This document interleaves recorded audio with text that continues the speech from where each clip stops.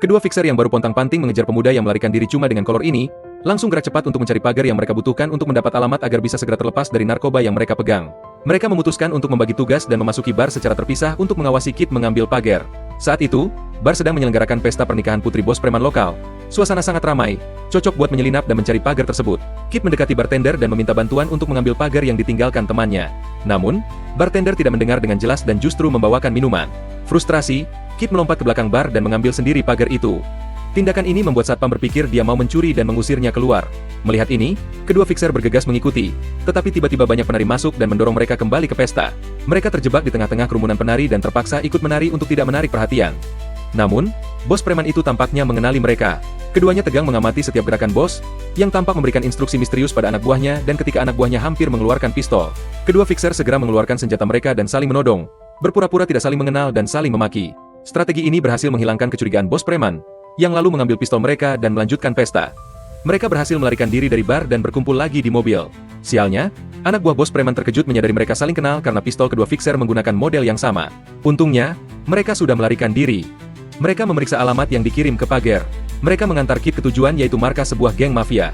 Setelah Kit mengirim narkoba itu maka urusan ini selesai. Di tujuan mereka, seorang mafia membuka pintu dan Kit masuk untuk mengantarkan narkoba itu.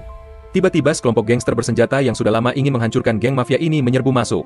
Di saat yang sama anak buah bos preman juga menemukan mereka dan menembak. George mundur dengan kecepatan tinggi, tetapi akhirnya terhenti karena gempuran tembakan. Para anak buah bos geng menembaki mereka dengan bernafsu. George membuka bagasi lalu keduanya berlari ke belakang mobil.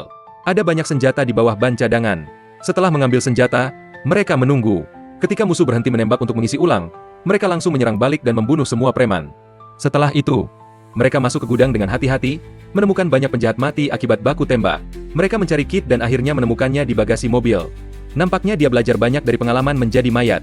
Sekarang untuk menghilangkan jejak keterlibatan mereka, George menyuruh Kit meletakkan narkoba itu ke mayat-mayat di lantai, agar nanti ketika polisi datang, narkoba itu bisa disita. Lalu untuk sentuhan akhir, George mengarahkan senjatanya ke arah Kit. Satu tembakan akan menyelesaikan tanggung jawab profesional dia sebagai fixer. Namun, melihat kepolosan Kit, dia tidak sanggup menembak. Saat dia memutuskan melepaskan Kit, Brad justru melepaskan tembakan. Ternyata Brad hanya menembak pemancar GPS yang ada di bungkus narkoba tersebut. Akhirnya, mereka memutuskan untuk membiarkan Kit hidup. Mereka mengantarnya pulang dan memintanya melupakan masalah ini selamanya. Setelah melewati begitu banyak hal, dalam hati Brad telah tumbuh semacam respek dan persahabatan kepada George. Tapi tiba-tiba George merintih sakit dan Brad terkejut. Kekhawatiran terlihat jelas di wajahnya. Khawatir orang yang sekarang dia anggap sebagai sahabat terluka. Ternyata George hanya mempermainkannya. Dia hanya ingin melihat reaksi khawatir Brad sebagai balasan atas keusilan Brad selama ini. Nampaknya, kedepannya dua orang ini bakal jadi sahabat sehidup semati.